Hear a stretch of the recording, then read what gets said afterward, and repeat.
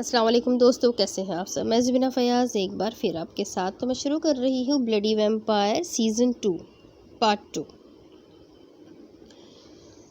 حمیز bed پر لیٹنے کے انداز سے بیٹھا تھا، ساتھ ہی اس کے عشا بیٹھی اسے کوئی کتاب پڑھ کر سنا رہی تھی جسے وہ بیزاری سے سن رہا تھا۔ اصل انتظار تو اسے ملکہ کا تھا، جس کے آتے ہی اس نے خوشی کا ڈرامہ کرنا تھا۔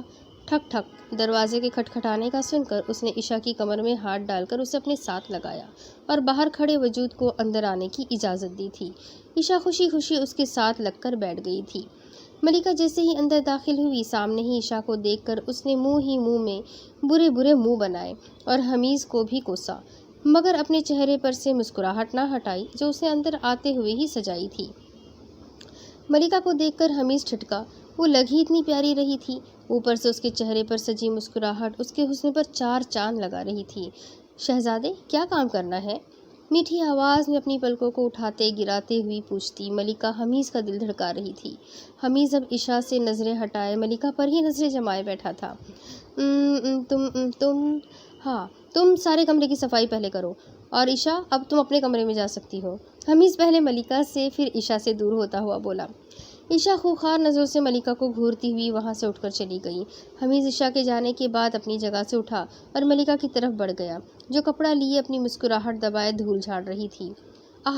وہ جو اب حمیز کو نظر انداز کر کے اپنے کام میں مصروف ہونے کی کوشش کر رہی تھی کہ اچانک سے پیچھے سے حمیز کے بال دبوچنے پر وہ سسکی۔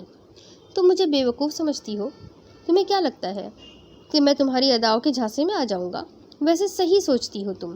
حمیز ملکہ کے بال سائڈ پر کرتا اس کی گردن پر بوسہ لیتا ہوا بولا۔ ملکہ نے ظالم کا لمس محسوس کر کے بے ساختہ نگاہیں جھکائی تھی۔ مگر میں کبھی بھی تمہارے ہاتھوں بے وقوف نہیں بنوں گا، وہ اس کے بالوں کو بے دردی سے جھٹک کر بولا۔ شہزادے، آپ کو ایسا کیوں لگ رہا ہے کہ میں ایسا کروں گی؟ وہ آنکھوں میں پانی لائے معصومیت سے حمیز کو دیکھ کر پوچھنے لگی۔ حمیز بے ساختہ اس کی آنکھوں کے سحر میں قید ہوا تھا اور نرمی سے ملکہ کی آنکھوں سے نکلنے والا آنسو اس نے اپنے لبوں سے چنا تھا۔ اچانک حمیز کو کچھ یاد آیا اور اس نے جھٹکے سے خود کو ملکہ سے دور کیا۔ جلدی سے سارے کمرے کی صفائی کرنے کے بعد جاؤ یہاں سے، حمیز ملکہ سے بولتا ہوا وہاں سے چلا گیا۔ شہزادے، حمیز کو جاتا دیکھ اس نے میٹھی آواز میں پکارا، مگر حمیز اس کو نظر انداز کر کے کمرے سے باہر چلا گیا اور ملکہ اپنا کام کرنے لگی۔ حمیز کا ہر عمل اس کے مزید یہاں سے نکلنے کے ارادے کو پختہ کرتا تھا۔ ماضی۔ حمیز میری بات سنو۔ وہ چھوٹی سی 14 سال کی بھورے بالوں والی لڑکی حمیز کو پکارتے اس کے قریب آئی۔ ہاں بولو ملکہ، اور یہ تمہارا چہرہ کیوں گیلا ہو رہا ہے؟ تم رو رہی تھی کیا؟ کس نے تمہیں مارا ہے؟ 20 سالہ حمیز ملکہ کا چہرہ دیکھ کر پوچھنے لگا۔ مجھے ماریا نے مارا۔ میں نے بس وہ پھول لیا جو تم نے اٹھایا، جو تم نے انہیں دیا تھا، وہ بہت پسند تھا مجھے۔ وہ آنکھوں کو جھپک جھپک کر اپنے آنسو روکتے معصومیت سے بول رہی تھی۔ چلو شاباش، چپ ہو جاؤ، میں تمہیں ڈھیر سارے ویسے پھول لا کر دوں گا۔ حمیز اس کے آنسو صاف کرتا بولا، جو اب روانی سے اس کی آنکھوں سے بہنے لگے تھے۔ تم بہت برے ہو، اب مجھے تم سے بات نہیں کرنی۔ تم سب چیزیں لا کر ماریا کو دیتے ہو، تم مجھے بھول گئے ہو۔ وہ سو کرتی حمیز سے دور ہوتی غصے سے بولی۔ بہت بری بات ہے یہ ملکہ، ادھر آؤ۔ میں نے کہا ہے نا کہ لا کر دوں گا۔ اب چلو، رونا بند کرو اور میرے ساتھ چلو، تمہیں باغ میں لے کر جاتا ہوں۔ سچی؟ حمیز کے بولنے پر ملکہ نے پوچھا۔ ہاں اب چلو، جلدی چلے، پھر واپس بھی تو آنا ہے۔ حمیز ملکہ کا ہاتھ پکڑتا ہوا بولا اور اسے اپنے ساتھ لے گیا۔ پیچھے ان سے کچھ دور کھڑی ماریا نے نفرت سے ملکہ کو دیکھا تھا۔ ملکہ حمیز کے کمرے کی صفائی کرنے کے بعد باہر نکلی اور اپنے کمرے میں فریش ہونے چلی گئی۔ آج اس کا ارادہ کوئی نئی دوا بنانے کا تھا، جس سے اس کے اگر کوئی بھی زخم لگے تو وہ ٹھیک ہو جائے۔ وہ فریش ہو کر نئی جڑی بوٹیاں لینے باغ میں گئی، جہاں مختلف رنگ برنگے پھولوں کے ساتھ نایاب جڑی بوٹیاں بھی موجود تھیں۔ وہ چھوٹے چھوٹے قدم اٹھاتی گنگناتے ہوئے پھولوں اور جڑی بوٹیوں کو اپنی ٹوکری میں اکٹھا کرنے لگی، کیونکہ یہ کام شروع سے ہی اسے بے حد پسند تھا۔ وہ ایک نایاب پرپل رنگ کا پھول چن رہی تھی جب اس سے جھاڑیوں کے پیچھے سے سنسناہٹ سنائی دی۔ وہ چونکی اور ڈر کر تھوڑا پیچھے ہونے لگی جب ایلن آہستہ سے چلتی ہوئی جھاڑیوں کے پیچھے سے نمودار ہوئی۔ ہے ملکہ، کیسی ہو سویٹی؟ مسکرا کر اپنے سرخ لبوں پر زبان پھیرتے ہوئے ایلن نے پوچھا، تم کون ہو؟ ملکہ ڈر کر اس سے پیچھے ہوتی پوچھنے لگی۔ میں تمہارے باپ ولیم کی طرف سے تمہارے لیے ایک پیغام لائی ہوں، ایلن اس کے قریب آتے ہوئے بولنے لگی۔ ملکہ نے ارد گرد دیکھتے ہوئے الٹے قدم اٹھانا شروع کیے۔ حمیز کے دیکھ لینے کا خوف اس کی آنکھوں میں نمایاں ہو رہا تھا۔ کیا پیغام لائی ہو تم میرے بھگوڑے باپ کی طرف سے؟ وہ ہمت کرتی ایلن سے پوچھنے لگی۔ نانا سویٹی، تمہارا باپ بھگوڑا نہیں بلکہ تم ایک قاتل ہو، ایلن طنزیہ بولی۔ ماضی کی ایک یاد چھناکے سے اس کے سامنے آئی تھی۔ اذیت سے اس نے اپنی آنکھیں میچی تھی۔ تم نے جو بات کرنی ہے جلدی سے کرو اور یہاں سے دفع ہو جاؤ، ملکہ نفرت سے ایلن کی طرف دیکھتے ہوئے بولی، جس نے ماضی کی اذیت بھرے پنے دوبارہ اس کے سامنے کھول دیے تھے۔ اگر تم آزادی چاہتی ہو تو جس دن حمیز کی منگنی ہوگی اس دن تم محل کے پیچھے حصے میں آنا، باقی تمہیں وہاں سے کیسے نکلوانا ہے یہ میرا اور ولیم کا کام ہے، ایلن اس سے اپنا پلان بتاتے ہوئے بولی۔ ٹھیک ہے، میں اس بارے میں سوچوں گی، ملکہ سوچتے ہوئے بولی۔ یہ آخری موقع ہوگا تمہارے لیے آزادی کا، ورنہ پھر کبھی تم اس قید خانے سے آزاد نہیں ہو سکو گی، ایلن سوچتے ہوئے دوبارہ واپس جھاڑیوں میں غائب ہو گئی۔ حمیز، مجھے ایلن کی موجودگی محل کے قریب ابھی محسوس ہوئی ہے، سیکیورٹی سخت کر دو۔ کنگ ایڈورڈ جلدی سے حمیز سے بولے، اپنی سوتیلی بہن کی موجودگی وہ کیسے نہ محسوس کرتے جو 15 سال ان کے ساتھ ہی رہی تھی۔ حمیز اپنے باپ کی بات پر چوکنا ہوئے اور تیزی سے ملازم کو محل کی سیکیورٹی ڈبل کرنے کا بول کر وہ ملکہ کے کمرے کی طرف بھاگا۔ وہ کمرے کا دروازہ کھول کر اندر داخل ہوا تو وہاں ملکہ کو موجود نہ پا کر اسے شدید غصہ آیا۔ ملکہ! وہ کمرے میں موجود واش روم کا دروازہ کھول کر دیکھنے لگا، وہاں بھی ملکہ کو موجود نہ پا کر وہ سرخ چہرے کے ساتھ کمرے سے تیزی سے باہر نکلا۔ اس کا دل ملکہ کے دور جانے کا سوچ کر تیزی سے دھڑک رہا تھا۔ ملکہ چھوٹے چھوٹے قدم اٹھاتی اپنے کمرے کی طرف جا رہی تھی جب آندھی طوفان بنے حمیز میں زور سے بج کر وہ زمین پر گری اور اس کی ٹوکری میں موجود تمام چیزیں زمین پر گر گئی۔ حمیز نے ملکہ کو دیکھا تو اس کے دھڑکتے دل کو تھوڑا سکون ملا، مگر اب اسے ملکہ پر شدید غصہ بھی آ رہا تھا۔ تم میری اجازت کے بغیر کہاں گئی تھی؟ بولو! حمیز اس کے قریب پنجوں کے بل بیٹھ کر اس کا چہرہ دبوچ کر دہاڑا۔ میں تو بس تھوڑی دیر کے لیے، وہ تکلیف سے آنکھوں میں آنسو لیے بولی۔ اس کا ایلن کی مدد سے بھاگنے کا فیصلہ اب پختہ ہو گیا تھا۔ میرے ساتھ جھوٹ بول رہی ہو، ایلن سے مل کر آئی ہو نا؟ حمیز اس کے بالوں کو بے دردی سے جھٹک کر بولا۔ نہیں، وہ سر نفی میں ہلاتی بولی۔ اس ظالم سے اسے پھر نفرت محسوس ہوئی۔ تم میری بات کیوں نہیں سمجھتی؟ جب میں نے کہا تھا کہ باہر مت جایا کرو تو کیوں میری بات نہ مانی؟ وہ اس کے آنسو دیکھ کر تھوڑا نرم پڑا تھا، مگر اس کا لہجہ ہنوز سخت تھا۔ اٹھو! حمیز نے اسے بازو سے کھینچ کر اٹھایا اور اس کے کمرے کی بجائے اپنے کمرے میں اسے لے گیا۔ مجھے اپنے کمرے میں جانا ہے، ملکہ خوف سے کانپتی ہوئی اس سے بولی۔ نہیں، تم اب سے میرے ساتھ رہو گی، تمہارا سامان میں اپنے کمرے میں شفٹ کروا لوں گا، وہ سخت لہجے میں بولا۔ ملکہ نے نفرت سے اسے دیکھا جو اپنی محبت ملکہ کے دل سے خود ہی ختم کرتا جا رہا تھا۔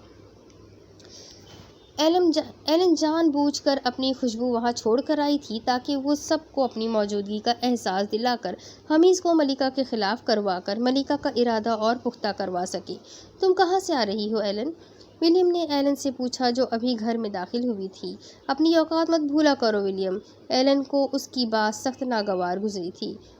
میں تو ویسے ہی پوچھ رہا تھا، تم سے ملنے تمہارا کوئی رشتہ دار آیا ہوا ہے؟ ولیم منمنایا۔ اچھا، تم جاؤ، میں دیکھ لیتی ہوں۔ ایلن چلتی ہوئی اپنے کمرے میں چلی گئی جہاں کوئی کالی پوشاک میں منہ چھپائے کھڑا تھا۔ تم بے وقوف یہاں کیا کرنے آئی ہو؟ تمہیں سکون نہیں ملتا ایک جگہ؟ ایلن غصے سے اندر داخل ہوتے ہی دروازہ بند کر کے دہاڑی۔ وہ میں پوشاک میں ملبوس لڑکی منمنائی۔ کیا وہ میں 1 منٹ سے پہلے دفع ہو جاؤ یہاں سے، اور جب تک میں نہ بلاؤں یہاں مت آنا۔ ایلن نحوست سے بولی۔ وہ لڑکی فوراً ایلن کی بات سن کر غائب ہو گئی۔ بے وقوف لڑکی، وہ منہ ہی منہ میں بڑبڑائی اور صوفے پر بیٹھ کر پاس پڑے خون کے گلاس کو پینے لگی۔ تم اب سے زمین پر سوؤ گی، جا کر ملازمہ سے بستر منگوا لو، حمیز سخت لہجے میں ملکہ سے بولا۔ وہ مجبوراً اس ظالم کو ایک نظر دیکھ کر اپنا بستر لینے چلی گئی۔ ملازمہ کے بستر لا کر دینے پر وہ ایک کونے میں اپنا بستر بچھانے لگی جب حمیز اس کو ٹوکتا ہوا بولا، یہاں میرے بیڈ کے ساتھ تم بستر بچھاؤ تاکہ رات کو میری نظروں سے تم اوجھل ہونے کی کوشش نہ کرو۔ حمیز کی بات سن کر وہ لب کاٹتی ہوئی اپنا بستر وہاں بچھانے لگی اور بستر بچھا کر اس پر لیٹ گئی۔ مگر وہ فریش ہونا چاہتی تھی، مگر حمیز کے غصہ ہو جانے کے ڈر سے وہ چپ چاپ لیٹ گئی تھی۔ حمیز نے غصے میں اسے کھانا بھی نہیں دیا تھا۔ ملکہ دل ہی دل میں اسے برا بھلا کہتی دوسری طرف کروٹ لے کر لیٹ گئی۔ حمیز ملکہ کو دیکھ کر خود بھی بیڈ پر لیٹ گیا۔ آج ملکہ کی غیر موجودگی نے اسے ڈرا دیا تھا، اسی وجہ سے وہ ملکہ کو اپنے کمرے میں لے کر آ گیا تھا۔ اب ماضی۔ ماریہ حمیز کی منگیتر تھی، ان دونوں کی پسند کی منگنی ہوئی تھی۔ ماریہ ان کے محل میں ہی رہتی تھی، وہ کنگ کے خاص آدمی کی بیٹی تھی۔ کنگ کے بے حد قریب ولیم بھی ہوا کرتا تھا، وہ ولیم اپنی بیٹی ملکہ اور بیوی کے ساتھ اس محل میں رہتا تھا۔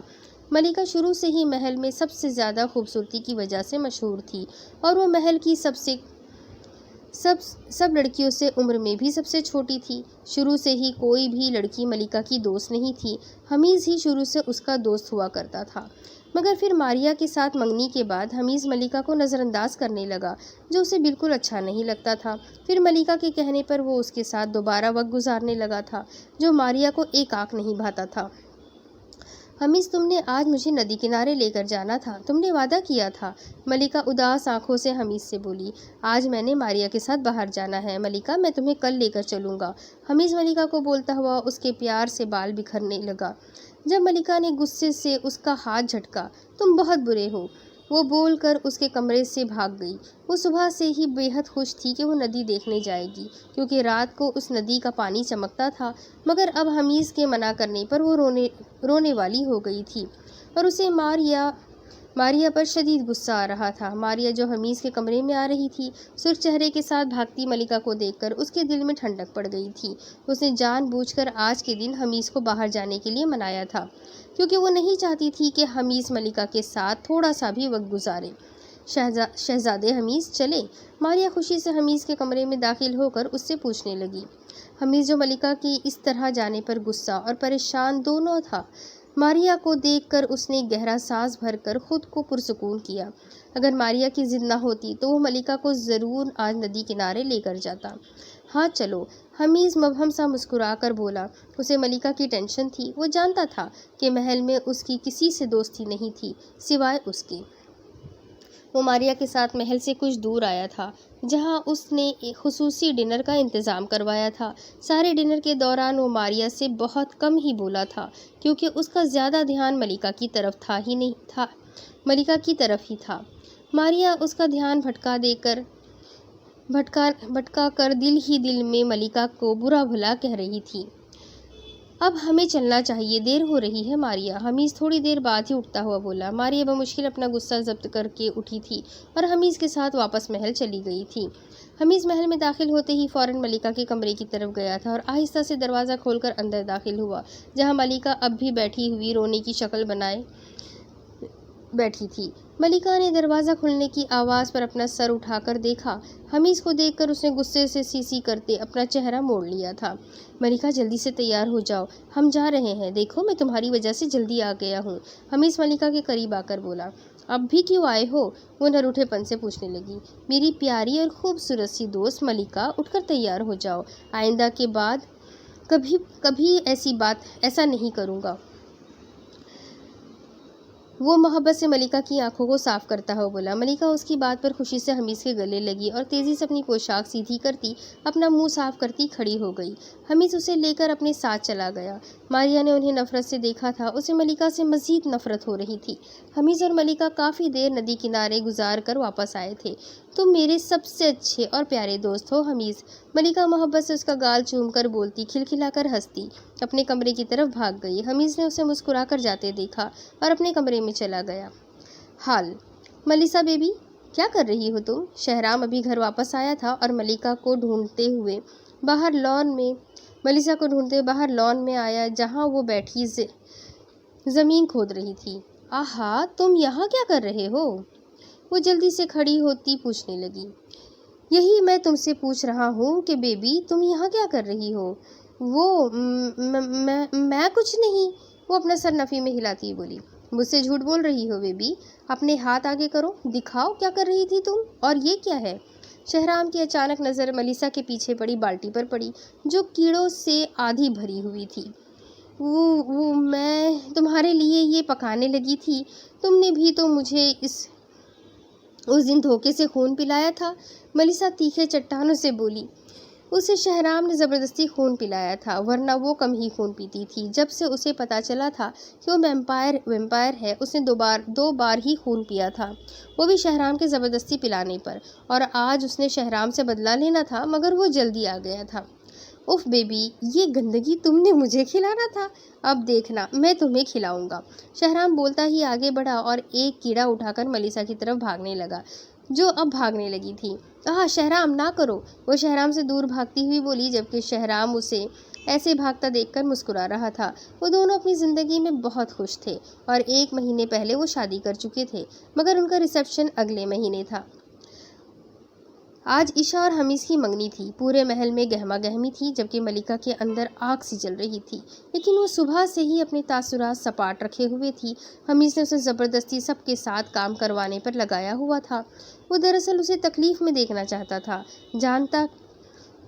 وہ جانتا تھا کہ وہ اس سے محبت کرتی ہے، تبھی اسے تکلیف دینے کے ہر حربے آزماتا اور کوئی بھی موقع ہاتھ سے جانے نہیں دیتا تھا۔ وہ اس وقت ملازمہ کے ساتھ ہال جہاں منگنی ہونی تھی اس کی سجاوٹ کے لیے پھول چن کر لائی تھی، تاکہ اسے ملازمہ کے ساتھ سجا سکے۔ وہ سپاٹ تاثرات کے ساتھ ملازمہ کے ساتھ مدد کروانے لگی، جب ایک پھول میں سے عجیب سا کیڑا نکلا اور ملکہ کے ہاتھ پر زور سے اپنے دانت گاڑ گیا۔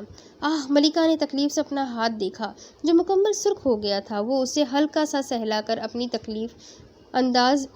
تکلیف نظر انداز کر کے دوبارہ اپنے کام میں مصروف ہو گئی تھی۔ ملکہ، تمہیں عشاء بلا رہی ہے، اس کو تیار کر دو، اور یہ شہزادے کا حکم ہے کہ تم اسے تیار کرو گی۔ ملازمہ آ کر ملکہ سے بولی۔ ملکہ، جو ابھی کاموں سے فارغ ہوئی تھی اور اب تھکاوٹ کی وجہ سے آرام کرنا چاہتی تھی، مگر نیا حکم سن کر وہ اپنا غصہ ضبط کرتی لب بھیج کر ملازمہ کے ساتھ چل پڑی تھی۔ ملکہ عشاء کے کمرے میں داخل ہوئی، جو مغرور سی سرخ نہایت خوبصورت جگمگاتی پوشاک پہنے اپنے کھلے بالوں اور سادہ سے چہرے سے بیٹھی کوفت سے اس کا انتظار کر رہی تھی۔ شکر ہے تم آ گئی ہو، ورنہ مجھے لگا تھا کہ تم نے راستے میں ہی رہ جانا ہے۔ اب جلدی کرو اور مجھے اچھا سا تیار کر دو۔ عشاء نحوست سے بولی۔ ملکہ اپنے لب بھیج کر اس کے قریب آئی اور ملازمہ کے ساتھ مل کر اس کا میک اپ کرنے اور اس کے بال بنانے لگی۔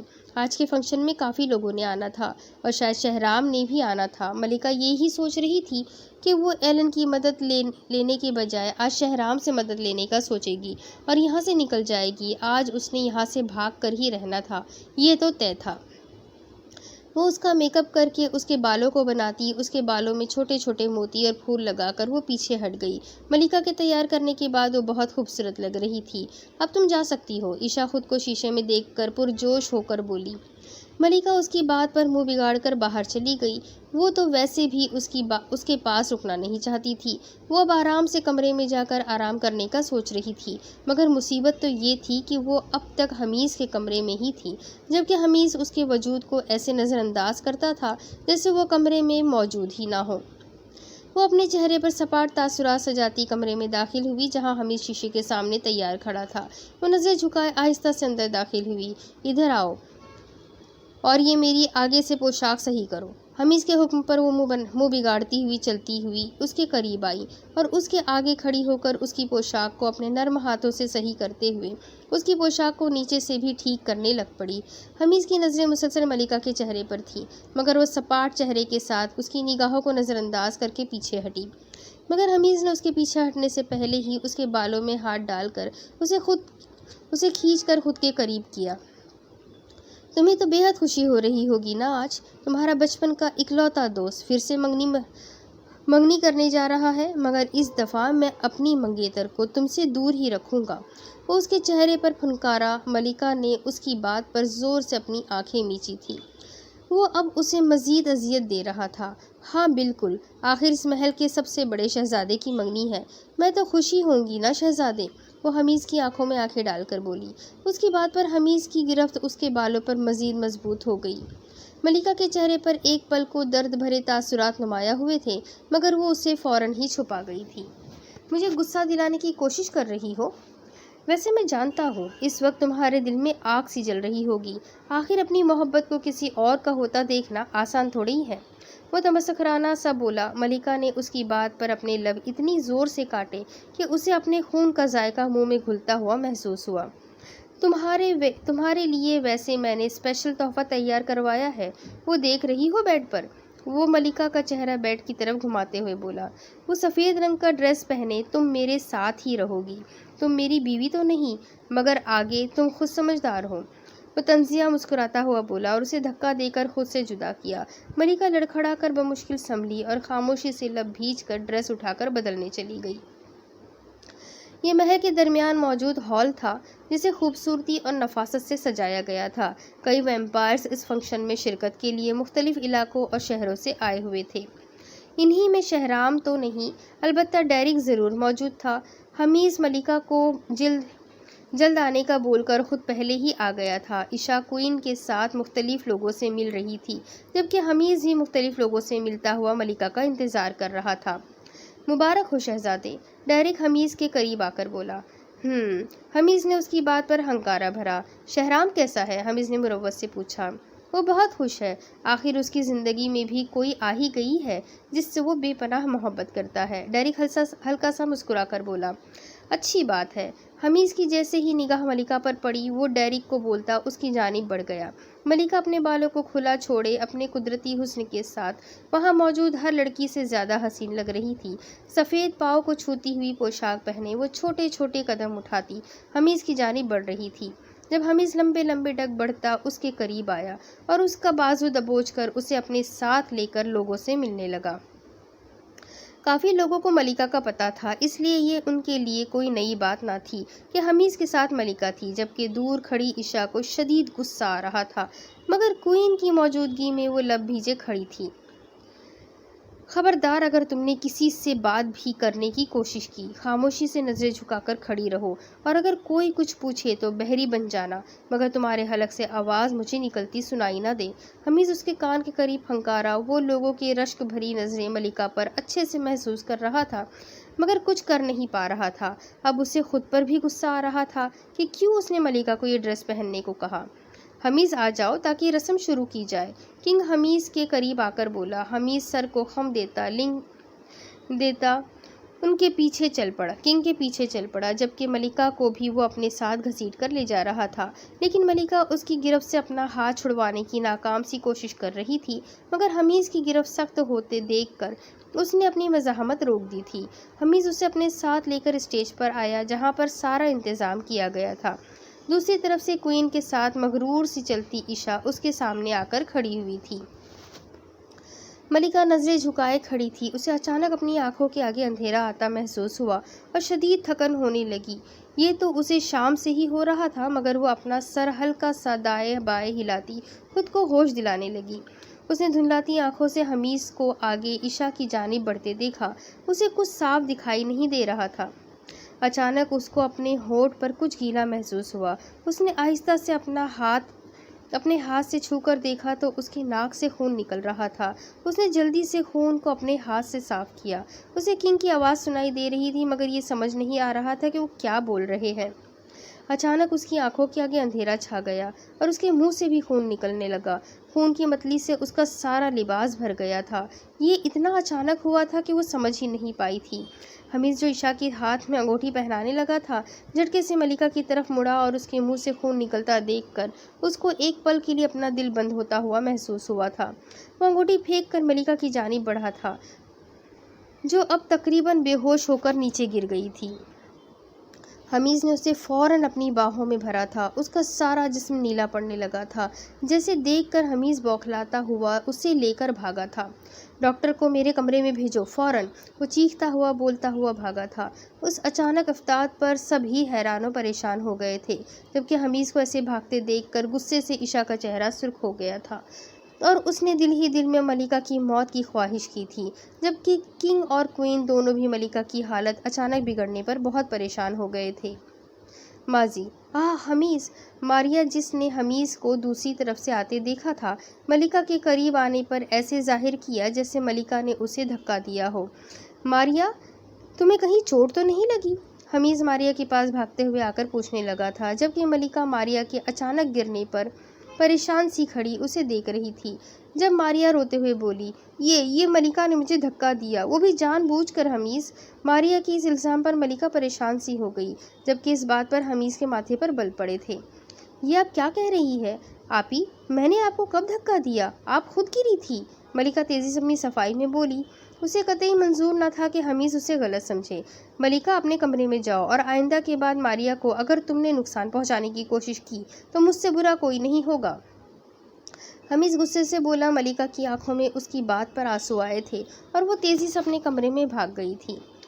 حمیز، میرے پاؤں میں درد ہو رہا ہے، مجھے نہیں لگتا مجھ سے چلا جائے گا، ماریا ناٹک کرتی مصنوعی درد سے بولی۔ حمیز نے ملکہ کو بھاگتے دیکھ کر اپنا سر جھٹکا اور اسے جھک کر اٹھایا اور کمرے کی طرف بڑھ گیا۔ ماریا کے چہرے پر مکروہ سی مسکراہٹ آ کر غائب ہو گئی۔ وہ ماریا کو اس کے کمرے میں چھوڑ کر تھوڑی دیر بعد وہاں سے آیا اور اب وہ ملکہ کو ڈھونڈ رہا تھا کہ اس کو منا سکے۔ وہ جانتا تھا کہ وہ پگلی یقیناً رو رہی ہوگی۔ ملکہ!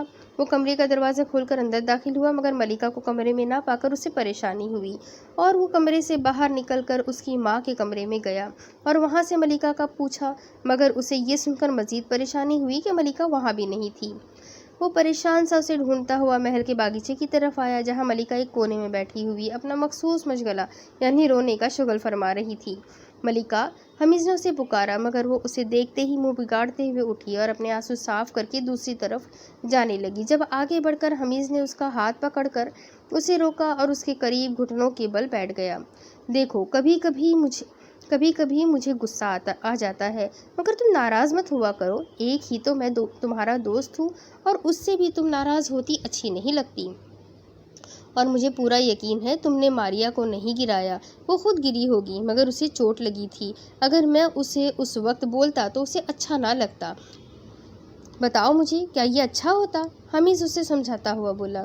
تم بہت اچھے ہو حمیز، اور مجھ پر غصہ مت ہوا کرو، مجھے تم سے پھر بہت ڈر لگتا ہے، اور میں اپنے ایک ہی دوست سے اس لیے ناراض ہوتی ہوں تاکہ وہ مجھے منائے۔ وہ حمیز کی اچھی باتوں سے خوش ہوتی اس سے خوشی سے چمٹی۔ حمیز نے بھی اس کے مسکراتے ہوئے گہرا سانس لے کر اسے خود میں زور سے بھینچ لیا تھا۔ ملکہ، آنکھیں کھولو ملکہ! حمیز ملکہ کو آنکھیں بند کرتا دیکھ کر چیخا۔ ملکہ نے اپنی بند ہوتی آنکھوں سے استحضائیہ حمیز کی حالت کو دیکھا تھا اور پھر وہ ہلکا سا مسکرائی۔ اس کے بعد اس کی آنکھوں کے آگے مکمل اندھیرا چھا گیا تھا۔ ایسا مت کرو ملکہ! وہ ملکہ کو مکمل آنکھیں بند کرتے دیکھ کر اس کا چہرہ تھپتھپا کر لڑکھڑاتے لہجے میں بولا۔ انہیں ویسے تو ڈاکٹر کی ضرورت نہیں تھی، مگر پھر بھی ہر وقت ایک ڈاکٹر محل میں موجود رہتا تھا۔ ڈاکٹر کے آتے ہی حمیز فوراً پیچھے ہٹا تھا۔ اسے جلدی چیک کرو۔ حمیز پریشانی سے اپنے چہرے پر ہاتھ پھیر کر بولنے لگا۔ ملکہ کو کھونے کا ڈر اس کی آنکھوں میں صاف دکھائی دے رہا تھا۔ شہزادے، کسی زہریلی چیز نے انہیں کاٹا ہے، میں زہر ان کے جسم سے نکال دوں گا، مگر ان کا ہوش میں آنا ممکن نہیں جب تک ڈیلس ملکہ کا اچھے سے معائنہ کرتے ہوئے بولا۔ جو بھی بات ہے جلدی سے بتا دو، حمیز سخت لہجے میں بولا۔ شہزادے، رائل بلڈ اگر انہیں پلایا جائے تو ان کو جلد ہوش میں آنے کے امکان ہے۔ وہ سر جھکائے منمنایا۔ اس کا زہر جلدی سے نکالو، تمہیں جتنا بلڈ چاہیے میرا لے لینا، مگر اسے کچھ ہوا تو تمہارا سر جسم سے الگ کر دوں گا۔ وہ اس کو ویسے ہی کھڑے دیکھ کر گھررایا۔ ڈیلس اس کی بات پر جلدی سے ملکہ کے جسم سے زہر نکالنے کا انتظام کرنے لگا، مگر یہ جتنا بولنے میں آسان لگ رہا تھا اتنا تھا نہیں۔